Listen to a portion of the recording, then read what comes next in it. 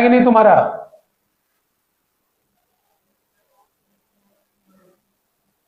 ठीक है क्या?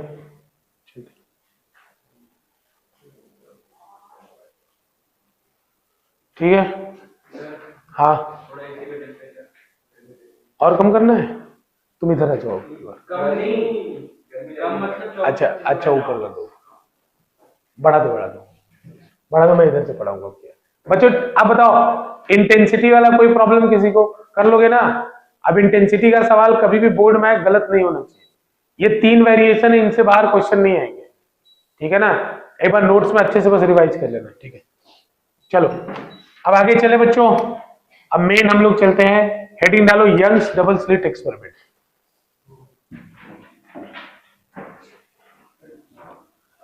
यंग्स, ये टॉपिक है, बहुत इंपॉर्टेंट टॉपिक है, यंग्स डबल स्लिट एक्सपेरिमेंट। बच्चों ऐसा कोई ईयर नहीं गया,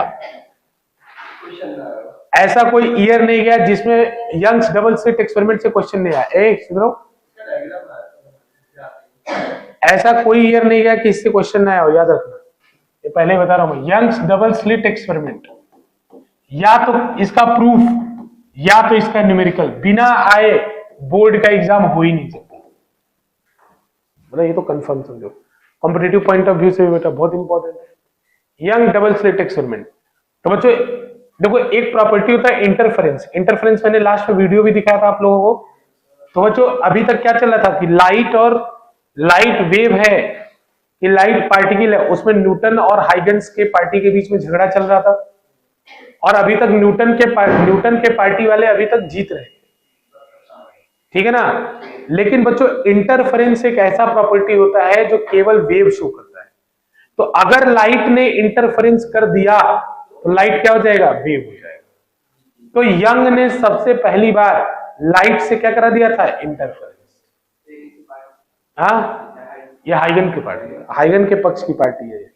तो हाइगन के पक्ष के यंग ने सबसे पहले लाइट से इंटरफेरेंस करा दिया था। तो कल के वीडियो में दिखाया था बच्चों, कहीं कहीं एम्पलीट्यूड बढ़ जाता है, कहीं कहीं एम्पलीट्यूड गायब हो जाता है, तो कंस्ट्रक्टिव और डिस्ट्रक्टिव इंटरफेरेंस दो बनता है। तो इन्होंने भी ऐसा एक्सपेरिमेंट किया। तो बच्चों इनका सेटअप देखो पहले। हाँ नहीं, इसमें एक्सपेरिमेंट के बारे में एक लाइन लिखो, श्रद्धा सुमन अर्पित करो इनके बारे में। इस एक्सपेरिमेंट के बारे में, by this experiment Young proved the phenomena of interference. By this experiment, Young proved the phenomena of interference. By this experiment, Young proved the phenomena of interference by light. Light मतलब light से prove किया, मतलब light wave हो गई इसके बाद, ठीक है ना? हाँ उसी में dark prove the phenomena of interference by light, ठीक है? इधर ध्यान दो, इधर एकदम पूरा कंसंट्रेशन के साथ पहले इसका हम लोग सेटअप समझेंगे। तो बच्चे सेटअप में एक सोर्स लिया जाएगा, ध्यान से सुनो, एक सोर्स लिया जाएगा, फिर उसके सामने एक कार्डबोर्ड रखा जाएगा, ठीक है ना? अभी मैंने थोड़ा सा उसके बारे में आपको बता दिया था। वैसे कार्डबोर्ड रखा जाएगा बच्चों, इस कार्डबोर्ड में तो स्लिट बनाए जाते हैं। तो बच्चों स्लिट को मैं थोड़ा थोड़ा डिलीट करके मानूंगा। ये बात नहीं करेगा कोई? कौन बात कर रहा है? ऐसे बच्चों स्लिट बनाए गए। अब ये स्लिट कैसे है? तुम इधर उधर घूम रहे हो। ये स्लिट कैसे दिखे? देखो बच्चों, मैं साइड व्यू बना रहा हूं। साइड व्यू मतलब कार्डबोर्ड ऐसे, सोर्स वहां है, ऐसे मैं देख रहा हूं। ये डायग्राम बोर्ड पे ऐसे बना रहा हूं, मतलब ये आपका कार्डबोर्ड है, ठीक है ना? और यहाँ पे क्या है? सोर्स है, ठीक? तो बच्चों इस कार्डबोर्ड को जब इधर से देखोगे, इधर से इस साइड से देखोगे, तो ये स्लिट ऐसे है बच्चों, ये स्लिट ऐसे है, समझ में आ रहा है? मतलब कार्डबोर्ड को इस तरह से काटा है, ऐसे स्लिट है, समझ रहे हो ना? ये होल नहीं, स्लिट है, मतलब रेक्टेंगल शेप में कार्डबोर्ड काट के निकाला है, ठीक है ना? रेक्टेंगल शेप में कार्डबोर्ड को काट के निकाला है, स्लिट है। तो देखो इसी के विड्थ की तो बात कर रहा था मैं, अभी जो पीछे क्वेश्चन था इसी के विड्थ की बात हो रही थी। W1 उसका ऊपर वाले का विड्थ था और W2 नीचे वाले का विड्थ था। तो बच्चों स्लिट है। अच्छा, अब बच्चों क्या हुआ? पैटर्न को ऑब्जर्व करने के लिए एक स्क्रीन भी चाहिए, तो ये पीछे क्या किया गया, एक स्क्रीन लगा दिया गया बच्चों। ये आपकी स्क्रीन है। स्क्रीन मतलब एक और, चाहे दीवार ले लो, एक बड़ा सा कार्डबोर्ड ले लो, उसको एकदम स्क्रीन। ये पूरा सेटअप ब्लैक रूम में रखा गया। ब्लैक रूम क्या होता है, जिसमें वॉल भी ब्लैक पेंटेड होता है, सब कुछ ब्लैक, ताकि लाइट कहीं से भी आ ना सके, और सब कुछ लाइट बंद होता है, केवल एकमात्र सोर्स ये जलता है जब ये एक्सपेरिमेंट को परफॉर्म किया जाता है। तो अब चाहे तो वॉल ले लो ब्लैक कलर की, या तो कार्डबोर्ड रख लो, ठीक है ना। तो इसको हम कहते हैं बच्चों, ये स्लिट है, इसका नाम S1 है, और इस वाले स्लिट का नाम S2। ध्यान समझना सेटअप, कार्तिक बात नहीं। ये S1 और ये स्लिट का नाम क्या है, S2, ठीक है। और बच्चों ये स्क्रीन है, ये स्क्रीन है, ये साइड व्यू बनाया गया है, सबको क्लियर है बच्चों, ये साइड व्यू बनाया गया, सबको क्लियर है। तो बच्चों देखो क्या हुआ, यहां से लाइट निकली, लाइट तो हर तरफ जाएगी, लेकिन मैं उसी के बारे में भी बात कर रहा हूं जो इस पे गिरी। यहां से लाइट गिरी बच्चों, तो लाइट जाने के बाद बहुत जगह लाइट जाएगी, तो कोई भी एक पॉइंट मैंने मान लिया कि लाइट यहां से गिरने के बाद इस पॉइंट पे जाके कन्वर्ज हुई बच्चों, क्योंकि मैं स्टडी करना चाहता था। अभी आपको दिखाऊंगा कि उस स्क्रीन पे कैसा पैटर्न बन रहा है।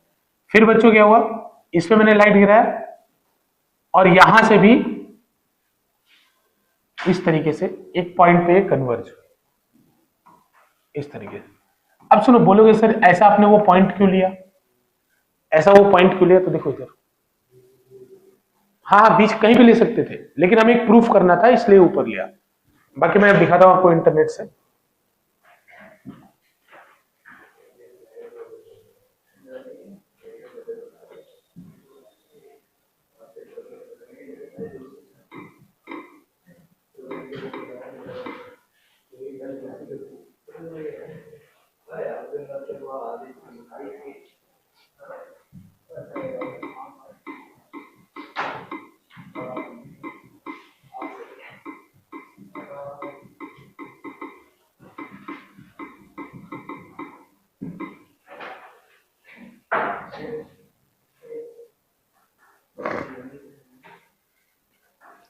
देखो मैं, एक स्क्रीन है, ये एनसीईआरटी के बुक के अंदर है आपके, मैं उसके स्क्रीन का डायग्राम आपको दिखाना चाहता हूं, फ्रिंज पैटर्न का, ठीक है ना।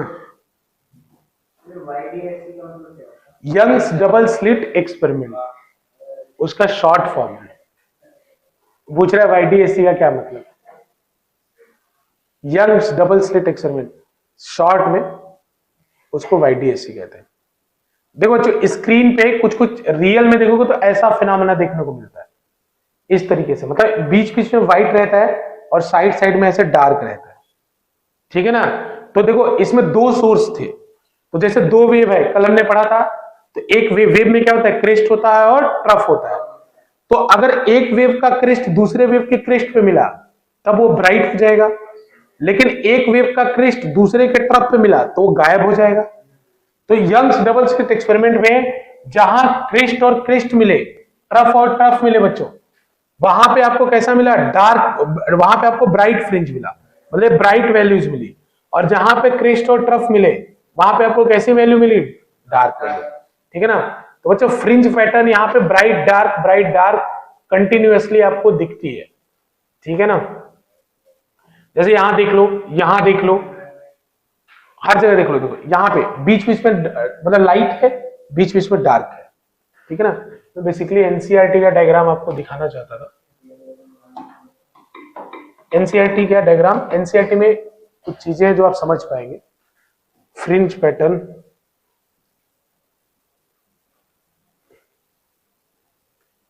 एनसीईआरटी में कुछ ऐसा डायग्राम है।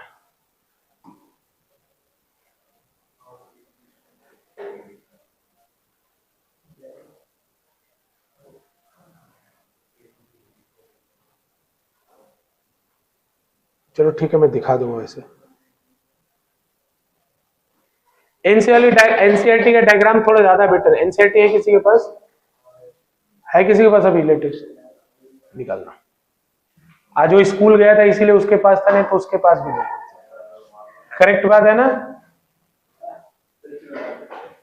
ले आओ इधर,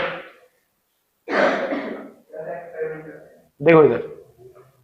अरे रुको तो सही, तुम पैटर्न देखोगे ना तो फील नहीं कर पाओगे, बात फीलिंग की है। देखो इधर, कैमरे में दिख रहा होगा आई होप। एनसीईआरटी हुआ तो देख लेना खुद से, बाकी एनसीईआरटी लिखे। दिख रहा है तुम लोग को बिल्कुल ब्लैक दिख रहा है क्या? रितेश और राज, दो डायग्राम दिख रहे हैं ना, क्लियर है ना? देखो तुम इधर वाले में फोकस करो, इधर वाले पे, जो इधर वाला है। उधर वाला तो बाद में बनाए जब दूर ले जाएंगे स्क्रीन को। जो इधर वाला डायग्राम है ना, उसमें स्क्रीन जब पास में है तब की बात है। तो बच्चों देखो स्क्रीन पे इस तरह के क्लियर पैटर्न आपको दिखाई पड़ते हैं। ये क्लियर पैटर्न आपको दिख रहा है, हाँ सेम पैटर्न। तो इसमें देखो अगर स्क्रीन को ध्यान से देखोगे ना, तो यहां पे इस वापस, तो बच्चों यहां पे एक पॉइंट दिखेगा जीरो, देखो ये पॉइंट दिखेगा यहां पे, देखो जीरो दिखेगा। अगर तुम यहां जाओगे तो ये जीरो है, इधर +10 है और इधर -10 है। कभी देख ले, देखो ये बीच में लिखा है जीरो, ये जीरो लिखा है, और इधर -10 और इधर क्या है +10। तो ये जीरो वाला पॉइंट इस स्क्रीन में कहां है? तो बच्चों ये जीरो वाला पॉइंट इस स्क्रीन में ये सामने है, इस यहां पे देखो ये पॉइंट जीरो वाला सामने है। और जीरो वाले पॉइंट के सामने देखो ऊपर देखो ना, ब्राइट लाइन बन रही है। जीरो वाले लाइन के सामने क्या दिख रही है? ब्राइट बन रही है। इसको ध्यान से देखना, जीरो वाले के सामने ब्राइट बनेगी। यही पैटर्न दिखेगा, यही पैटर्न ऐसे ऐसे दिखेगा। देखो इस स्क्रीन पे यहां ब्राइट, उसके ऊपर डार्क, फिर उसके ऊपर ब्राइट, फिर उसके ऊपर डार्क। ये ऐसा पैटर्न दिखेगा, मतलब मेरे स्क्रीन के हिसाब से ये ऐसे है तो ये ऐसा दिखेगा आपको। ये जीरो दिखेगा, जीरो वाले पॉइंट पे ये आपको ब्राइट दिखेगा, फिर डार्क ब्राइट ऐसे दिखते जाएगा।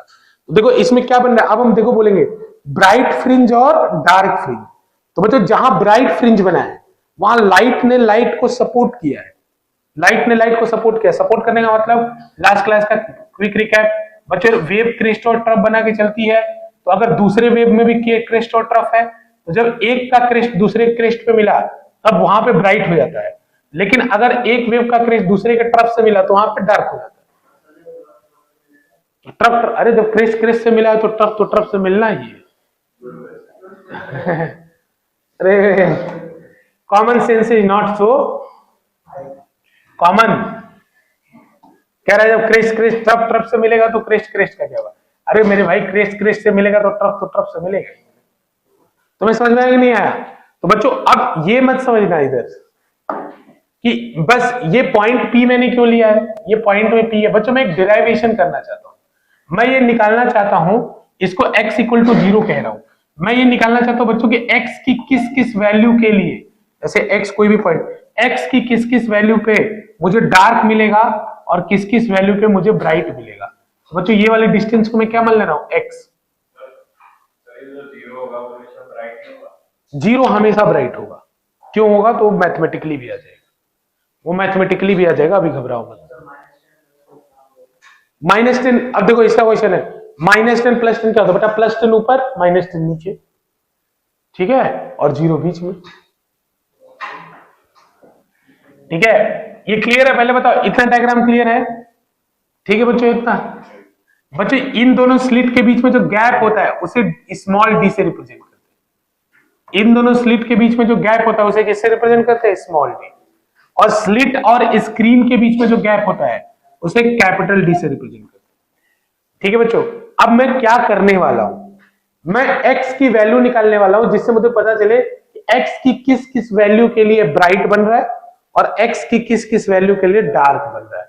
तो बेसिकली मैं एक फॉर्मूला बनाने वाला हूं, फॉर्मूले में जैसे देखेंगे किसके किसके ऊपर वो डिपेंड करेगा, तो उसमें आप पता लगा सकते हैं कि ये अगर 0 है, जैसे मान लो x की ब्राइट बनने का इससे 1 पॉइंट ऊपर, 1 mm ऊपर, 2 mm ऊपर, ऐसे हम निकाल सकते हैं।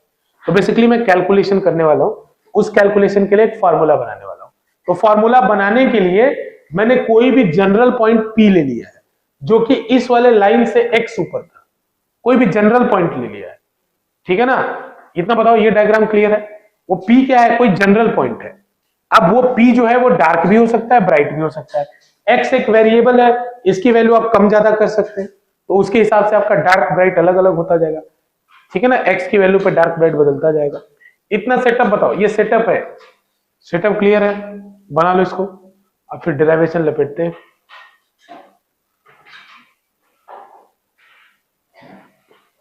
आपके एग्जाम में बनाने को आया था, ये बहुत आसान है इसका सेटअप।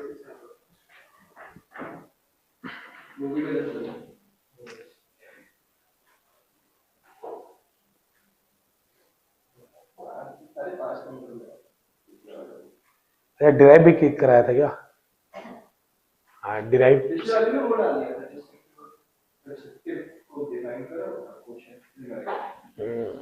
कोई बात नहीं, बना लो इसको, सेटअप बना लो।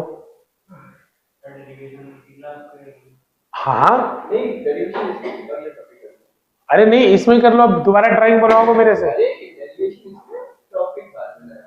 हाँ डेरिवेशन कर लो, बाकी न्यूमेरिकल इसका नेक्स्ट क्लास में करा देंगे। इसका डेरिवेशन कर लो, न्यूमेरिकल नेक्स्ट क्लास में करा देंगे।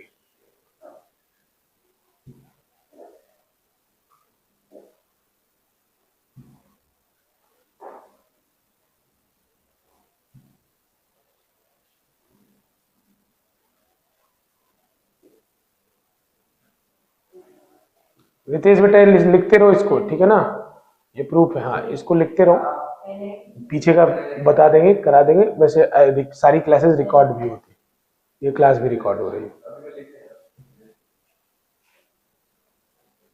हाँ बेटा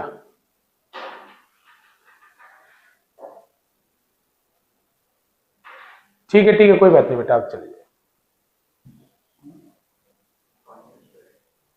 केमिस्ट्री क्लास का टाइम।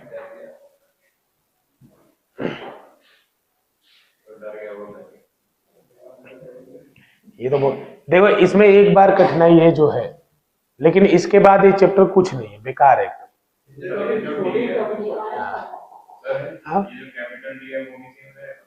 कैपिटल डी स्क्रीन और हाँ ये सेम रहेगा। अरे एक बार सेटअप बना तो क्या क्या सेम रहेगा, कैपिटल डी फिक्स रहेगा। अरे सुनो, उसका क्वेश्चन बहुत वैलिड है। एक बार स्क्रीन पर एक बार सेटअप बन गया तो कैपिटल डी सेम रहेगा, स्मॉल डी सेम रहेगा। स्मॉल डी क्या है, दोनों स्लिट के बीच का दूरी, ठीक है, और बस एक्स वेरी करेगा, चलेगा ना। चलो बच्चों देखो, ब्राइट फ्रिंज के लिए पाथ डिफरेंस कितना होता है? ब्राइट मतलब कंस्ट्रक्टिव इंटरफेरेंस के लिए पाथ डिफरेंस कितना होता है? N lambda. डिस्ट्रक्टिव के लिए कितना होता है? 2n-1 lambda by 2। अब देखो मैम, पाथ डिफरेंस निकालने वाले हैं, तो पाथ डिफरेंस निकालने वाले हैं, तो देखो इसमें बड़ा कौन है? H2P बड़ा है कि S1P बड़ा है? H2P बड़ा है, लाइन ये वाली लाइन H2P है और ये वाली लाइन S1P। H2P बड़ा है, S1P छोटा है। तो देखो पाथ डिफरेंस मुझे निकालना है बच्चों, तो path difference is equals to delta x भी बोल सकते हो इसको, डेल्टा एक्स या पाथ डिफरेंस।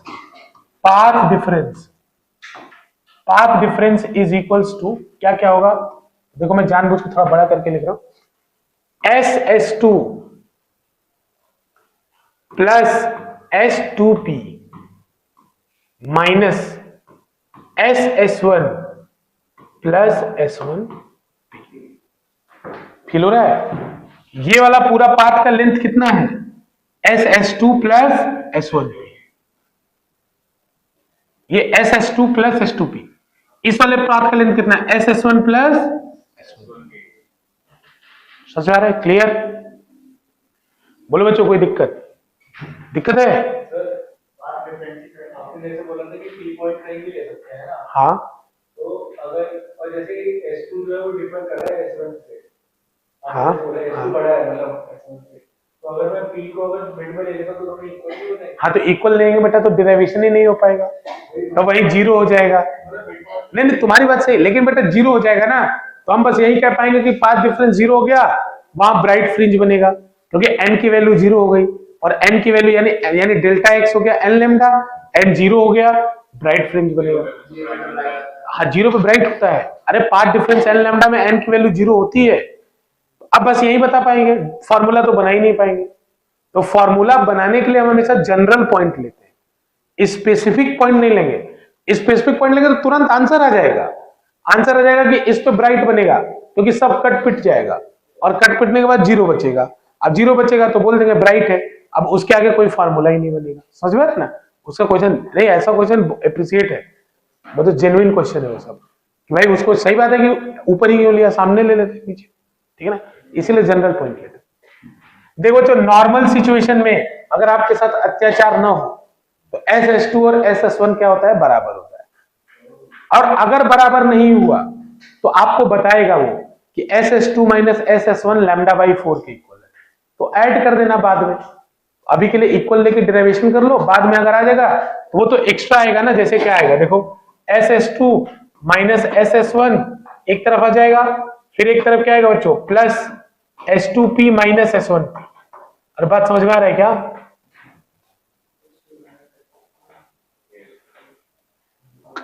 सॉर्टेड।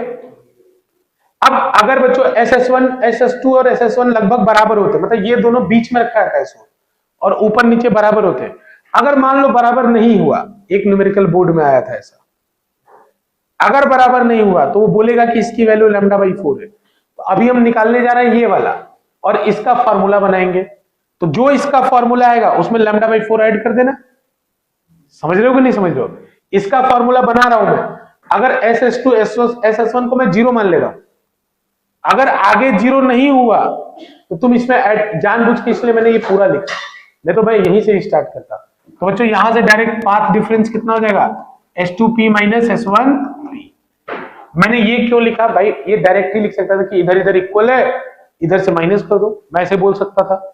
लेकिन मैं इसलिए क्योंकि एक बार न्यूमेरिकल आ चुका है, धोखा एक बार हो चुका है, ये धोखे अगर ऐसे आगे हो तो उसके लिए तैयार कर रहा था आपको, बाकी ऐसे।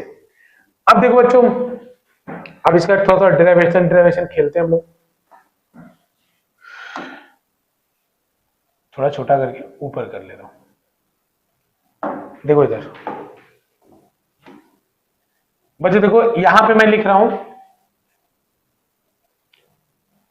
एक ट्रायंगल बना लेता हूं बच्चों, ये ट्रायंगल,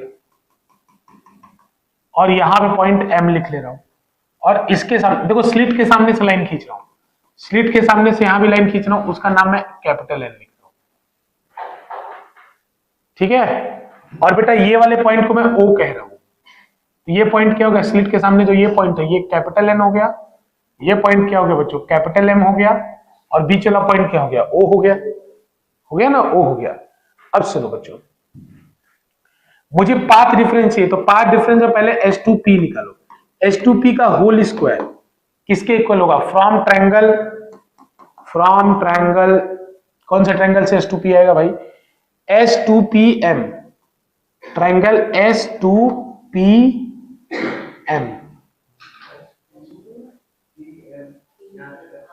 P ये वाला पॉइंट है बच्चों, ये वाला ट्रायंगल, हाँ, तो ये कितना आएगा, S2M का स्क्वायर, तो डायरेक्ट जंप मार दूं क्या, D का स्क्वायर, S2M तो D है ना, D का स्क्वायर प्लस, बेटा देखो तुम्हारी भावनाओं को मैं सम्मान कर रहा हूं, लेकिन मैं डायरेक्ट कर रहा हूं, ठीक है बेटा। अगर ये टोटल D है तो ये D/2 होगा, और ये भी D/2 होगा, क्योंकि बिल्कुल मिड से खींचा है पॉइंट, ठीक है बच्चों। तो अब इसका D का स्क्वायर प्लस MP का स्क्वायर, MP का स्क्वायर ना, तो MP के स्क्वायर को क्या लिख सकता हूं, देखो x प्लस D/2 का होल स्क्वायर। अब देखो जरा ये कितने लोग को समझ में आया, OP कितना है, O से लेके P तक कितना है x, और O से लेके M तक कितना है D/2। तो मुझे क्या चाहिए था, MP कितना हो जाएगा, x प्लस D/2। नहीं मैं अच्छा कर लू, नहीं बता लो, जैसे बता लो, मैं हाँ तो कर दूं, घबरा रहे हो, मतलब देखो मैं तुम्हें क्या बता, ऐसे देख सोचोगे ना तुम्हारे दिमाग में आ जाएगा कि ये ट्रायंगल तो लिख दिया ना S2PM, तो ये पाइथागोरस थ्योरम लगा रहा हूं, तो बेटा S2PM लिखूंगा ट्रायंगल, तो ट्रायंगल देखो तुम्हारे दिमाग में तो आएगा, तो ये क्या होगा, ये होगा प्लस ये होगा, तो तुम्हें तो सीधे दिख जाएगा कि अच्छा ये तो D है, ये तो D है। फिर तुम ये देखोगे ये x प्लस D/2 कैसे है, ये तुम्हारे दिमाग में आएगा। तो तुम सोचो, तुम ये दिमाग लगाओगे ना कि O से P तक क्या है, x है, O से P तक क्या है, x है, O से P तक क्या है, x है। देखो मैं जानबूझ के मैं बीच के स्टेप खाता हूं, रीजन क्या है, इससे बच्चों को कॉन्फिडेंस आता है। नहीं तो अगर मैं ज्यादा स्टेप न्यूमेरिकल वो डेरिवेशन कराने लगा, तुम्हारा कॉन्फिडेंस कम हो जाएगा। अरे कुछ नहीं है इसके अंदर, अब मतलब वो पाइथागोरस थ्योरम लगा रहा हूं बस मैं, और बाकी बुद्धि से सोचना है कि कौन किसके इक्वल है, तो तुम्हें रट जाएगा ये कुछ देर में कि x plus D by to होगा। ठीक है, अब इसी हिसाब से मुझे बताना जरा कौन सा ट्रायंगल लूं S1P निकालना है, कौन सा ट्रायंगल लूं S1P निकालना है बच्चों, सो खुद बताओ। हाँ, पाइथागोरस थ्योरम लगाना है, S1P लगाना है, S1P हाइपोटेनस होना चाहिए।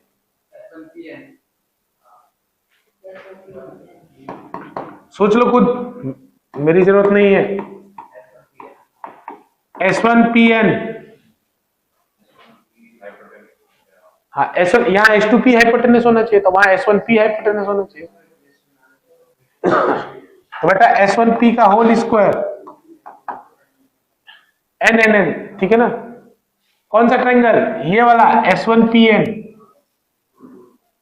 छोटा सा ट्रायंगल जो है। राज ठीक है,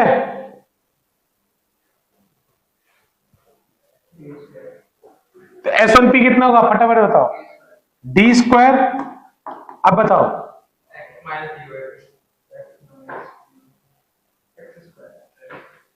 देखो क्रिस बताएगा मेरे को अब की बार। बेटा O से लेके P कितना है x, और O से लेके N कितना है d बाई टू, तो NP कितना बचेगा, x minus D by two का होल स्क्वायर। ठीक है बेटा, मुझे चाहिए था S2P माइनस S1P, तो इसको अगर इक्वेशन 1 कह ले रहा हूं और इसको इक्वेशन 2 कह ले रहा हूं, माइनस कर दो बच्चों, 2 में 1 में से 2 माइनस कर दो, इक्वेशन 2 माइनस इक्वेशन 1। ठीक है, तो राइट हैंड साइड में क्या बचेगा, S2P का स्क्वायर माइनस S1P का स्क्वायर। अब बता दो, डी स्क्वायर कट जाएगा कि नहीं, खेल है।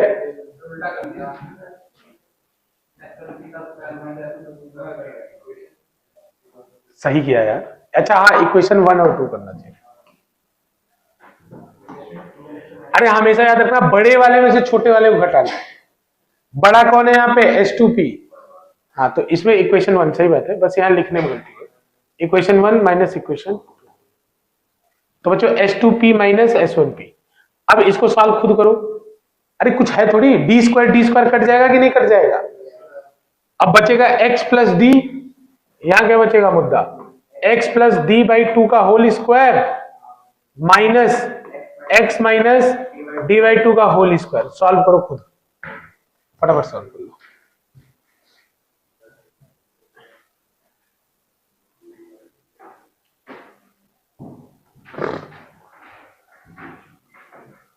खुद सॉल्व कर लो, ब्रैकेट वो स्क्वायर ओपन कर दो। अरे a प्लस बी के होल स्क्वायर का फॉर्मूला लगा लो।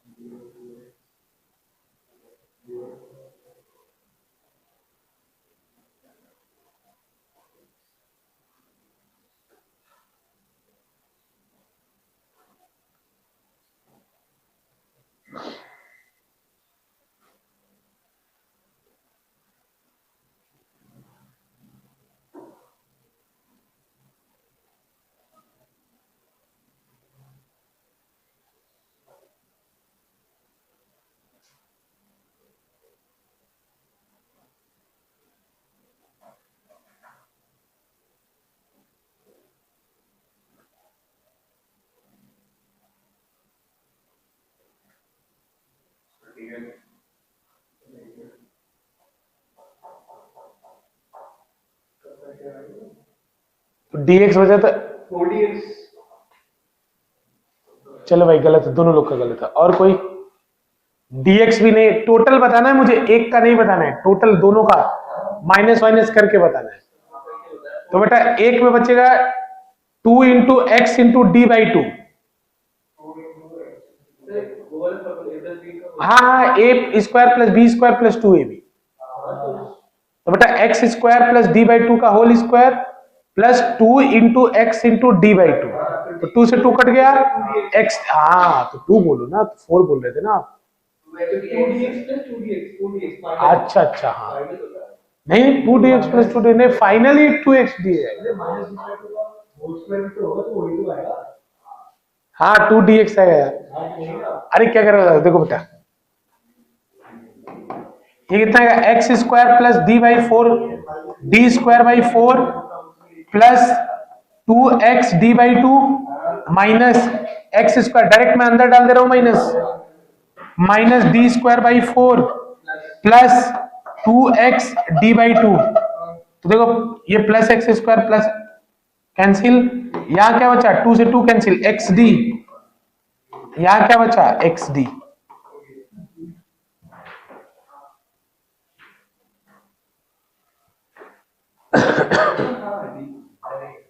आपने डी कैंसिल नहीं किया, 2 कैंसिल नहीं किया डी बाई 2। क्या हुआ उत्सव, क्या हुआ, 2x डी आएगा ना। अरे सत्यम तुम्हें समझ में आ रहा है, लिखने के ज्यादा चक्कर मत पड़ो, समझने पूरा फोकस करो। लिख तो लेंगे, समझने पूरा फोकस करो।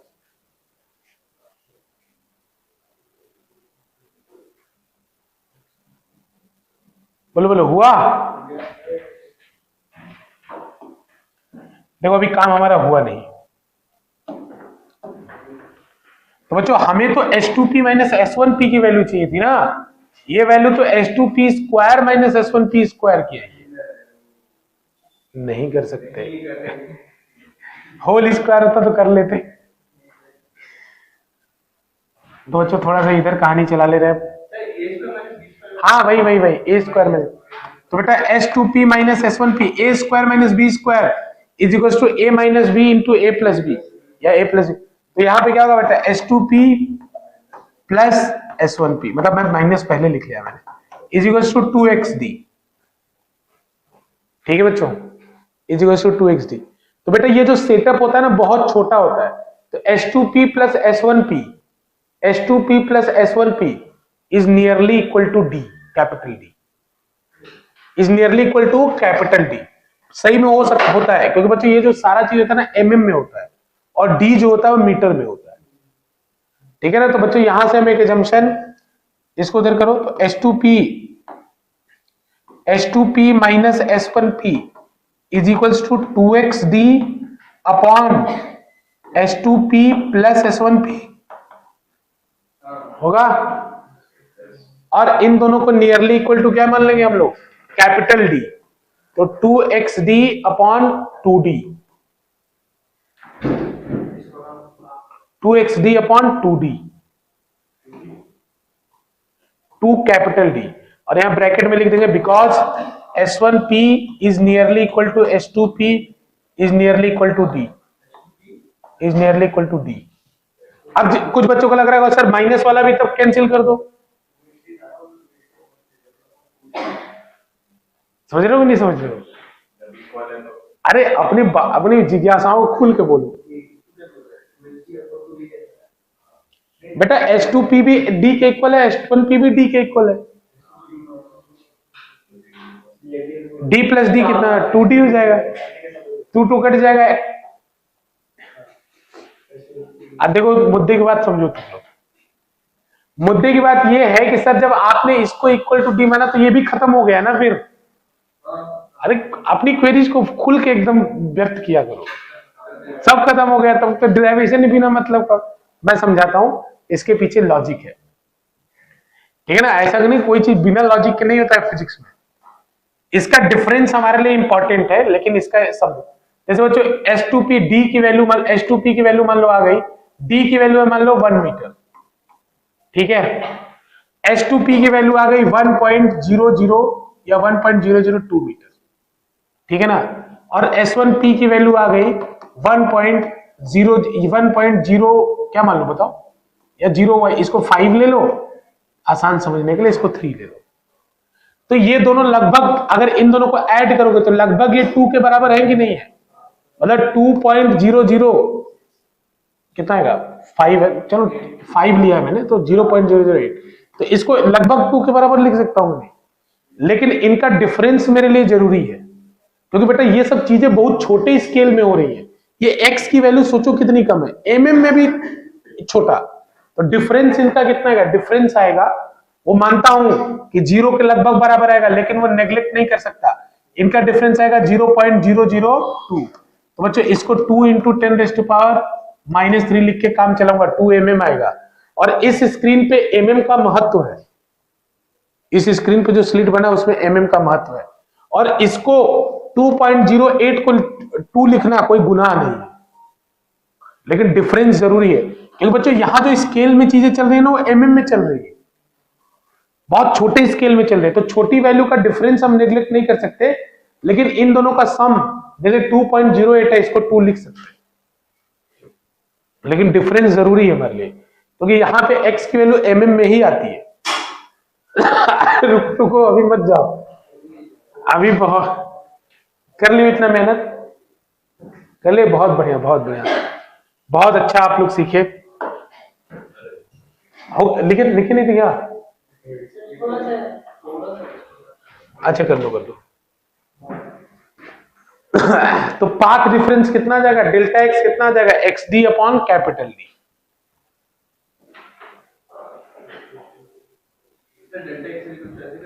अब H2P माइनस S1P को डेल्टा एक्स लिख लेना।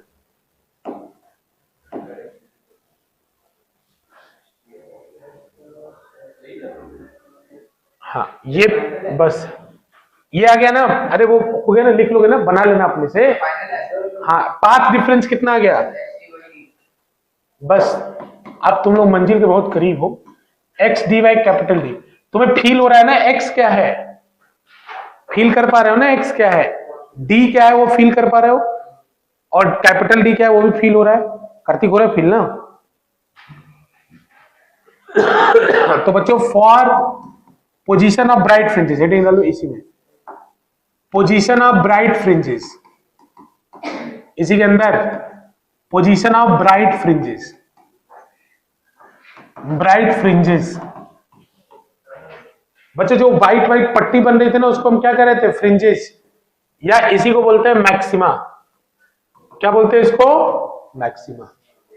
पोजीशन ऑफ ब्राइट फ्रिंजेस और मैक्सिमा। देखो बस जिसको ये याद रहेगा ना वो जग जीत जाएगा, मुद्दे की बात यही है, यही याद भी रखना है। आगे जो मैं फॉर्मूला बता रहा हूं याद नहीं रखना है, वो तुम्हें निकाल लेना है, जब जरूरत पड़ेगी हाजिर कर देना, ठीक है ना? बस याद ये रहना चाहिए। तो बच्चों हमको पता है इसमें पोजीशन ऑफ मैक्सिमम क्या करना है, delta x equal to L lambda, delta x equal to L lambda डाल दो वैल्यू। तो बच्चों x into D upon capital D equal to L lambda, तो बच्चों एक्स की वैल्यू ही तो निकालनी थी, तो एक्स की वैल्यू कितनी आएगी? L lambda capital D upon small D. अब देखो ये एक्स एन कह ले रहा हूं, इसको मैं नीचे एन लिख रहा हूं, तो एन की वैल्यू 0 डालो, तो ये बता रहा है कि ब्राइट फ्रिंज किस किस एक्स के लिए बनेगा। तो बेटा एन की वैल्यू 0 डालो, तो एक्स एन की वैल्यू 0 आएगी, एन की वैल्यू 0, तो ये एन की वैल्यू 0 हो सकती है, 1 हो सकती है, 2 हो सकती है। तो जो एन की वैल्यू जब 0 डालोगे तो एक्स एन की वैल्यू 0 आएगी, तो एक्स एन की वैल्यू अगर 0 आएगी तो ये बता रहा है कि x बराबर 0 पे क्या बनेगा? ब्राइट फ्रिंज बनेगा। x बराबर 0 पे ब्राइट बन रहा था, बच्चों x बराबर 0 पे कौन सा फ्रिंज बनेगा? ब्राइट। अब किसी ने बोले कि भाई इसको बोलते हैं x बराबर 0 को, x बराबर 0 पे ब्राइट फ्रिंज बनेगा, उसकी वैल्यू कितनी होगी? मतलब वो तो 0 ही आ जाएगा पोजीशन में, ठीक है ना? तो बच्चों इसको बोलते हैं हम लोग सेंट्रल मैक्सिमा। क्या बोलते हैं इसको? सेंट्रल मैक्सिमा, मतलब सबसे सेंटर में मैक्सिमम बनेगा। अगला मैक्सिमम कहां बनेगा? ऊपर कितना बनेगा? तो उसके लिए x को 1 कर देंगे, तो x को 1 करेंगे तो वैल्यू कितना आएगा बच्चों? Lambda D upon capital D. तो इसको हम कहेंगे फर्स्ट मैक्सिमा। क्या बोलेंगे इसको? फर्स्ट मैक्सिमा या फर्स्ट ब्राइट फ्रिंज। समझ रहे हो कि नहीं समझ रहे हो?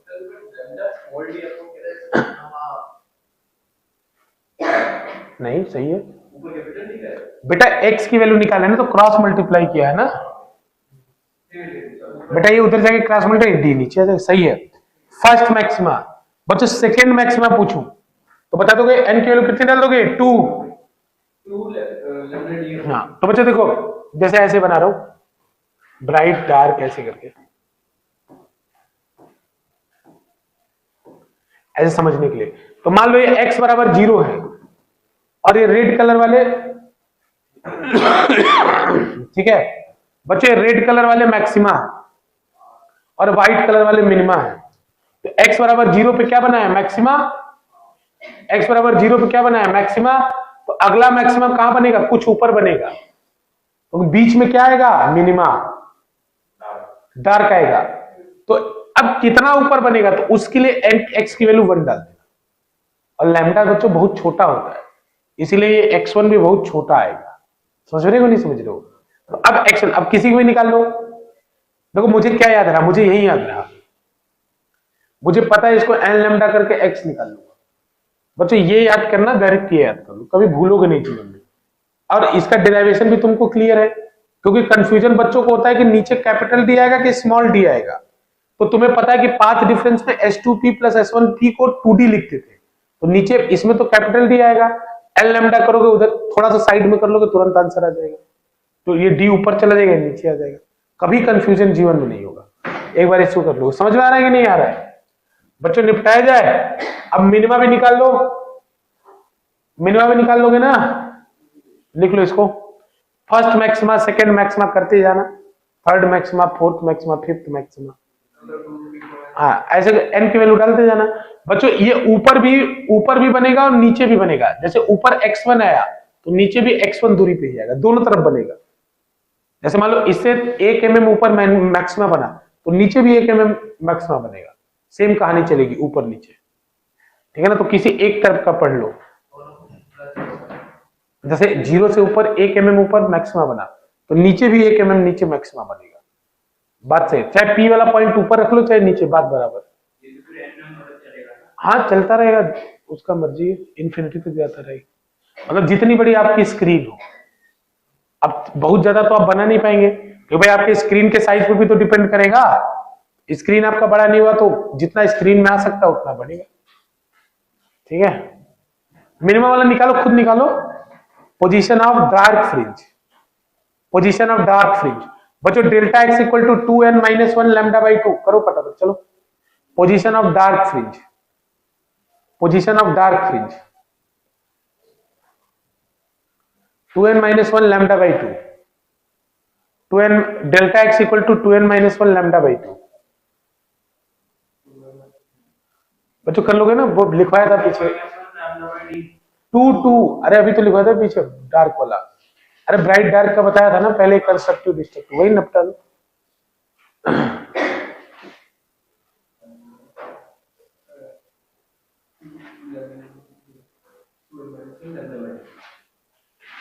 लैम्डा बाई 2 उसको बच्चों n की वैल्यू वहां से 1 से डालना, n की वैल्यू 1 से डालना। तो पोजीशन ऑफ डार्क फ्रिंज,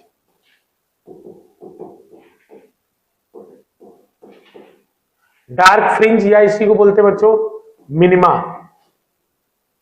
इसी को क्या बोलते हैं? मिनिमा।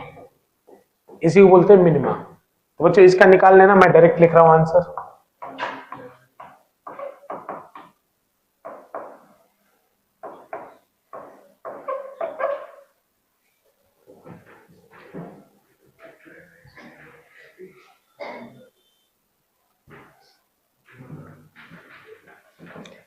n की वैल्यू 1 से स्टार्ट होगी।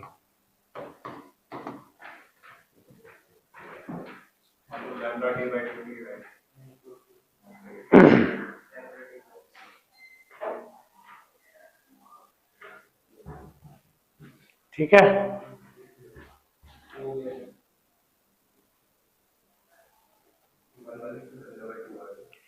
हाँ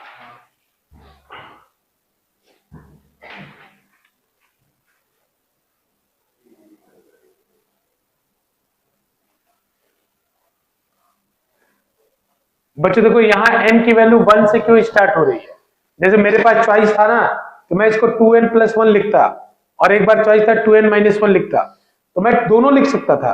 लेकिन बच्चों 2n + 1 लिखने पे n 0 से स्टार्ट करना पड़ता, अब यहां पे फायदा है कि n की वैल्यू 1 डालूंगा तो फर्स्ट मिनिमा मिलेगा, और जीरो मिनिमा होता ही नहीं है, जीरो मिनिमा होता ही नहीं है, इसीलिए मैंने, हाँ जीरो मैक्सिमा होता है, तो इसीलिए मैंने n की वैल्यू जानबूझ के ये लिखी ताकि n की वैल्यू 1 से स्टार्ट हो।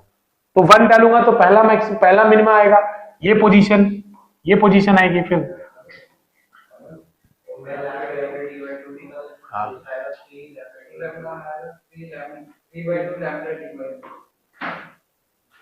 पहला वाला कितना आएगा, कंफ्यूजन है क्या? पहला वाला आएगा लैम्डा, हाँ पहला वाला फर्स्ट मिनिमा आएगा lambda D upon 2d। Second कितना पे आएगा, सेकेंड आएगा 3 लैम्डा डी अपॉन 2d। ऐसे बढ़ते जाना, बढ़ते जाना, कोई दिक्कत नहीं। अब ऑड में चलेगा, ये इवन में चलेगा, इवन ऑड सब चलेगा, ये इवन में, ये केवल ऑड में चलेगा। ठीक है, तो बस आज के लिए इतना। नेक्स्ट क्लास में यंग का न्यूमेरिकल और डिफ्रैक्शन लास्ट टॉपिक का स्टार्टिंग, डिफ्रैक्शन और लास्ट टॉपिक का स्टार्टिंग चैप्टर फिनिश कर देंगे। हाँ बेटा एकदम हलवा बनते हैं, एक न्यूमेरिकल बताऊंगा बस वो याद रखना, अब जब आना होगा तो वही आएगा, उसके अलावा कोई नहीं आएगा। बाकी सब न्यूमेरिकल डायरेक्ट फॉर्मूला पुट करो आंसर। हाँ बेटा इस चैप्टर में जितना न्यूमेरिकल कराऊंगा बस उतना कर लेना, उससे बाहर आ जाए तो बता देना।